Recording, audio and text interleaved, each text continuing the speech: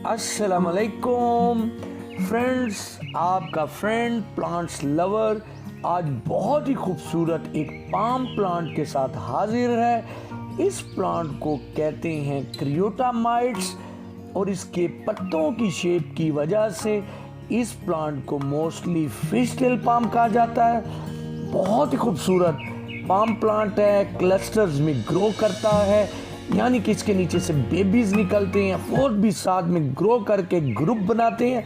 Friends, ये आप देख रहे हैं कि इसके जो लीव्स हैं बिल्कुल ऐसे हैं जैसे मछली की दुम होती है। इस वजह से इसे फिश टेल कहते हैं। ये कटे हुए नहीं हैं, ये इनकी नेचुरल शेप है।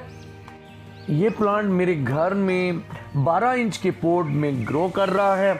इस प्लांट के चूंकि बेबीज आते हैं तो इसलिए इसे एक वेल साइज पॉट प्रोवाइड करना होता है। ये बहुत ही पाम प्लांट में खूबसूरत प्लांट है। आप इसे इंडोर भी ग्रो कर सकते हैं और आउटडोर भी ग्रो कर सकते हैं, लेकिन इसे जो सनलाइट रिक्वायरमेंट है, इसे जो है ब्राइट लाइट प्रोवाइड करनी होती है। और धूप में भी ग्रो कर जाएगा, लेकिन सुबह और शाम की धूप, दोपहर की ख़ास तौर पे मई जून की धूप से बचाना होता है। अगर इसे हल्का शेड प्रोवाइड करें तो ये बहुत अच्छी तरह ग्रो करता है। अगर इसे दोपहर की तेज़ धूप देंगे तो इसके लीव बर्न होना शुरू हो जाएंगे, साइड से येलो होंगे और कंप्लीट बर्न कर जाएंगे। और अगर इसकी नई ग्रोथ होगी तो वो लीव्स छोटे साइज़ के आएंगे, इसलिए इसे थोड़ा सा शेड प्रोवाइड करना चाहिए। तो ये इंडोर भी बहुत अच्छा ग्रो करेगा और आउटडोर भी ग्रो करेगा। नीचे इस तरह से इसके पब्स आते हैं और इस तरह से ये गुच्छे बनाता है और इस तरह से भर जाता है। तो इसका जो पुराना ट्रंक होता है वो जो है जब ये मैच्योर होता है तो उस पर फ्रूट आता है, बीज बनते हैं, सीड्स आते हैं। तो वो ट्रंक जो है फिर अपनी सीड्स और अपना लाइफ साइकिल मुकम्मल करने के बाद डाई हो जाता है। लेकिन इसमें कोई फिक्र की बात नहीं है। इसके जो नए बेबीज़ होते हैं वो फिर उसकी जगह ले लेते हैं, इसलिए ये जो है नई ग्रोथ को फिर कंटिन्यू करता है। इसकी खूबी की वजह से इसे क्लम्सिंग पाम भी कहते हैं।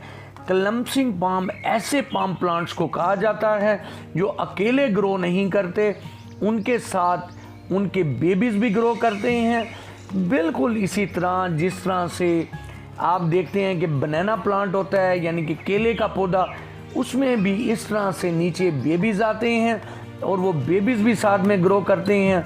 इसमें ये देख रही हैं कि ये इसका पुराना ट्रंक है और जब ये ट्रंक जो है मैच्योरिटी पे आता है, मैच्योर हो जाता है, तो इस पे फ्रूट आता है और इसे प्रोपागेट भी इस तरह से किया जाता है कि जो इसका फ्रूट होता है वो उसके सीड्स बन जाते हैं और सीड से भी ग्रो करती हैं। लेकिन सीड से अगर ग्रो करें तो वो जो प्लांट्स होते हैं वो देर से डेवलप होते हैं और ये जो तना है अपनी मैच्योरिटी के बाद डाई हो जाता है। और जो है फिर इसे सूखे हुए तने को यहाँ से कट करें और इसके जो साइड्स में बेबीज़ हैं वो फिर साथ में ग्रो करते हैं और वो इसकी जगह ले लेते हैं। तो इस तरह से इसकी ग्रोथ कंटिन्यू रहती है और जो इसके साथ में बेबीज़ हैं उन्हें आप अलहदा करके भी नए प्लांट्स बना सकते हैं।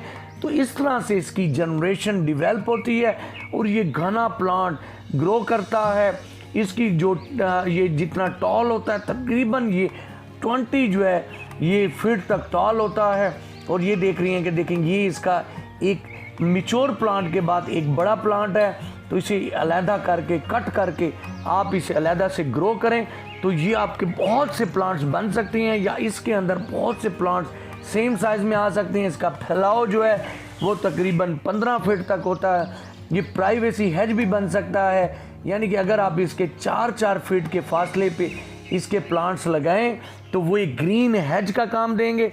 और अगर आप इसे इंडोर ग्रो करें तो क्योंकि इसकी ग्रोथ थोड़ी स्लो होती है, तो इसकी वजह से जो है ये बहुत ही खूबसूरत इंडोर प्लांट के तौर पे भी ग्रो हो सकता है। लेकिन इसे एक वेल साइज पॉट प्रोवाइड करना होगा और आप इसकी खूबसूरती को एंजॉय करेंगे।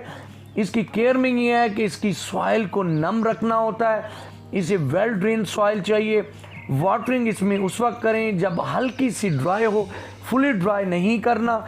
इसे मॉइस्चर और ह्यूमिडिटी पसंद होती है, इसलिए इस पर अगर आप स्प्रे करें, इस पर मिस्टिंग करें तो इसके जो लीव्स हैं उन्हें ऐसा लगता है कि जैसे जो है एक नमी बनी हुई है, नमी का माहौल बना हुआ है। ये प्लांट हमारे फार्म हाउस में लगा हुआ है और बहुत वेल साइज्ड प्लांट है और बहुत अच्छी तरह ग्रो कर रहा है।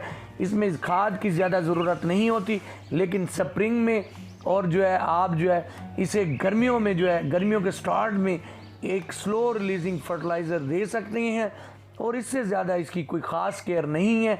तो फ्रेंड्स, इसे आप ग्रो करें, इसकी खूबसूरती को एंजॉय करें। उम्मीद करता हूँ कि वीडियो पसंद आई होगी। पसंद आई तो लाइक कीजिएगा, सब्सक्राइब कीजिएगा। अल्लाह हाफिज़।